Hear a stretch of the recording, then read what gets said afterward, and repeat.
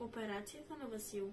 Христо Големия и Христо братът на Васил са застанали прави един до друг в стая с операционна маса и двама доктори. Погледите им не предвещават нищо добро. На операционната маса Васил. Той, що ще е? Цело на каша станало. Чудя се как е оцелял и още жив е. На отрова ми мяза. Ама може и да не е. Христо Големия заплашително. И войвода Раковски писа на телеграфа, ама и аз ви думам, жив го искам, иначе вие сте преди него. На Бога се молете, отговаря младиния лекар и продължава операцията. Христо Големия намества два пищола.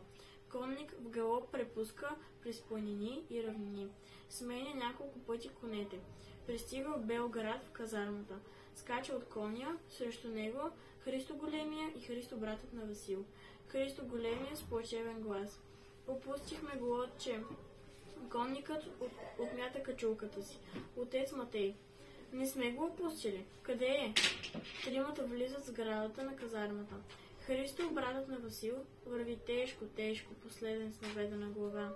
Отец Матей, Христо Големия и Христо, братът на Васил, излизат от сградата.